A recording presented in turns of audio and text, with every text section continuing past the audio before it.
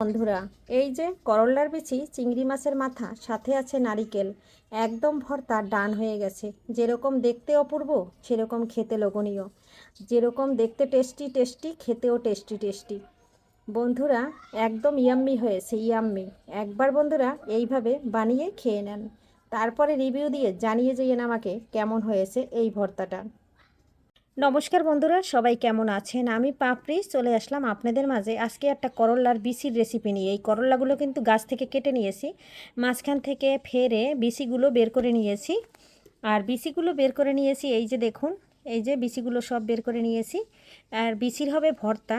আজকে আপনারা দেখেন আমি কিভাবে ভর্তাটা তৈরি করি। আমি পাপড়ি কিচেন অ্যান্ড ব্লগ থেকে চলে আসলাম আপনাদের মাঝে আর একটা ভর্তার রেসিপি নিয়ে। এই ভর্তা যদি থাকে বন্ধুরা, নিমিষে পাতিলের ভাত একদম শেষ হয়ে যাবে। আর করল্লা বিচির উপকারিতা কিন্তু অনেক। যারা ডায়াবেটিসের রোগী আছেন তারা কিন্তু করল্লার বিচিটা খেতে পারেন। এখানে নিয়েছি একটা বড় সাইজের রসুন বেছে, আর নিয়েছি দুটো পেঁয়াজ কেটে, নিয়েছি অল্প একটু নারিকেল। নারিকেলটা অপশনালি, আপনারা থাকলে দিবেন, না থাকলে দিবেন না। ফেলে দেওয়া চিংড়ি মাছের মাথা নিয়েছি। বন্ধুরা, আমি যত চিংড়ি মাছ আনে তার মাথাগুলো ফেলে দেই না। আমি এক এক সময় এক একটা রেসিপি করে খেয়ে থাকি। শুধু চিংড়ি মাছের মাথা দিয়ে ভর্তাও তৈরি করে খেয়ে থাকি। এরকম ভিডিও আমার আইডিতে দেয়া আছে, আপনারা চাইলে দেখে নিতে পারেন। আর এখানে করলার বিচিটা নিয়ে নিয়েছি। এখন আমি সব কিছু ব্লেন্ডারে নিয়ে ব্লেন্ড করে নিচ্ছি। আপনারা চাইলে এটা এক এক করে ভেজে তারপরও ব্লেন্ড করে নিতে পারেন। আমি আজকে ভেজে করছি না, আগেরগুলো ভেজে করা আছে। এখানে আমি ব্লেন্ডারে বাটি নিয়েছি। প্রথমে করলার বিচিগুলো দিয়ে দিচ্ছি, এরপরে দিয়ে দেব রসুন, কাঁচামরিচ, আর চিংড়ি মাছের খোসাটা মানে মাথার এইটা দেব উপরে। তার কারণ ওটা বেশি সময় লাগবে না, রসুনটা একটু ব্লেন্ড হইতে সময় লাগবে। এই যে সব কিছু ব্লেন্ডারের বাটিতে নিয়ে নিয়েছি। পুরা এই যে দেখুন, আমি শক্ত জিনিসটা ব্লেন্ড করে নিয়েছি। এখন আমি এই যে মাথা আর যে নারকেলটা রয়েছে সেটা এর মধ্যে দিয়ে নিচ্ছি, দিয়ে আবার একটু পেস্ট করে নিচ্ছি। তবে এটা আপনারা ভেজেও পেস্ট করতে পারেন, কোনো সমস্যা নেই। আমি একটু এভাবে পেস্ট করে তারপরে আমি ভর্তাটা খুব সুন্দর করে তৈরি করে নেব। সম্পূর্ণ দিয়ে নিয়েছি, আর এখানে কোনো প্রকারের জলটা ব্যবহার করিনি। এখন আমি ঢাকনা দিয়ে আবারও পেস্ট করে নিচ্ছি। বন্ধুরা, এই যে পুরাটা ব্লেন্ড করে নিয়েছি, দেখুন একদম মিহি হয়ে গেছে। এখন রান্নার পালা। বন্ধুরা, রেসিপিটা করার জন্য, এই যে ভর্তাটা করার জন্য এখানে নিয়েছি তেল। তেলের ভিতর দিয়ে দেব কালো জিরা ফোড়ন। কালো জিরা কিন্তু আমাদের শরীরের জন্য খুবই উপকারী একটা। এই যে কালো জিরাটা একটু বেশি করে দিয়ে দিচ্ছি। দেখুন কালো জিরাটা কিন্তু একদম ফুটে উঠেছে। এই পর্যায়ে আমি এইটা দিয়ে দেব। তবে জালটা অফ করে দিচ্ছি, আর নাই তেলটা একদম ছিটে ভরে যাবে। অফ করি নাই, মানে একদম কমিয়ে দিয়েছি। এভাবে সবগুলো দিয়ে দিচ্ছি। অবশ্যই বন্ধুরা, এটা জলটা মানে জালটা একটু কমিয়ে দেবেন, তাহলে তেলটা ছিটবে না। এই যে দেখুন একটু তেল কিন্তু আমার ছেটে নিই। আর এখন আমি সুন্দর করে এখানে লবণ, হলুদ দিয়ে দেব।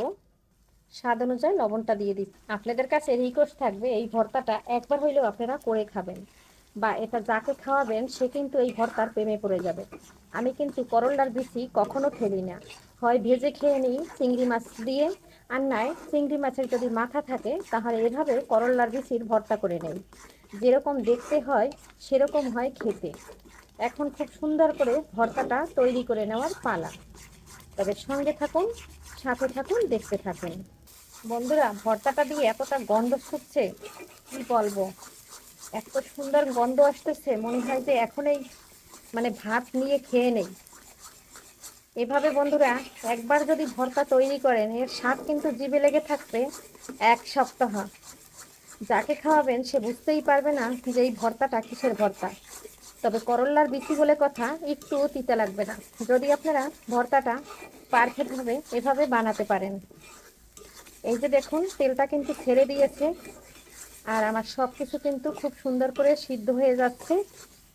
ভর্তাটা কিন্তু আমার পারফেক্টলি ভাবে হয়ে গেছে। এই যে দেখুন একদম আঠালো হয়ে গেছে। এই পর্যায়ে আমি ভর্তাটা নামিয়ে নিচ্ছি। আর কেমন লাগলো বন্ধুরা? এখন আমি নামানোর আগে একটু ধনেপাতা দিয়ে দেবো। তবে ধনেপাতাটা আপনাদের সঙ্গে গাছ থেকে ছিঁড়ে আনছি, চলুন। এই যে দেখুন এখান থেকে ধনেপাতা ছিঁড়ে নিচ্ছি ছোট ছোট। এখন আমি একটু ধুয়ে নিচ্ছি, যেহেতু বাহিরে ধনেপাতা ময়লা অনেক। কুচি করে দিয়ে দিচ্ছি, কত সুন্দর করে ধুয়ে নিয়েছি, কুচি করে দিয়ে দিয়েছি। বন্ধুরা, এটা অপশনালি, আপনারা দিলে দিতে পারেন, না দিলে নাই। আর আমার ভর্তাটা কিন্তু এই যে একদম ডান হয়ে গেছে। আর এটা কিন্তু আমি বেশি একটা জাল দেবো না, ধনেপাতাটা যাতে একটু কাঁচা কাঁচা থাকে, তাহলে খেতে ভীষণ ভালো লাগবে। এখানে চাইলে আপনারা শুকনো মরিচটাও ব্যবহার করতে পারতেন, কিন্তু আমি কিন্তু দেইনি। এখানে এখন আমি একটু সরিষার তেল দিয়ে দিচ্ছি। এখন একটু নেড়ে চেড়ে নামিয়ে নিচ্ছি। এই পর্যায়ে চুলার জালটা একদম অফ করে দিচ্ছি। বন্ধুরা, এই ধনেপাতাটা যে গরমটা আছে ভর্তা, সেটাই কিন্তু হয়ে যাবে।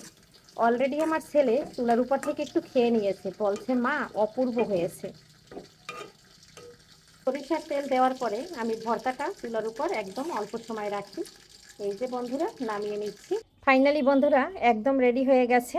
দেখতে যেরকম লোভনীয় হয়েছে, খেতে কিন্তু দারুণ। আর এই যে দেখুন কত সুন্দর, একদম যেরকম দেখতে সেরকম খেতে। বন্ধুরা, আর করলার বিচি চিংড়ি মাছের মাথা ফেলে না দিয়ে বানিয়ে নেন এরকম ইউনিক মজাদার ভর্তা। একবার যাকে খাওয়াবেন সে কিন্তু একদম প্রেমে পড়ে যাবে। আজকের মতো বিদায় নিচ্ছি। সবাই ভালো থাকুন, সুস্থ থাকুন। সবাইকে আগামী রেসিপিতে দেখা হবে। এ পর্যন্ত সবাই সুস্থ থাকুন। বাই।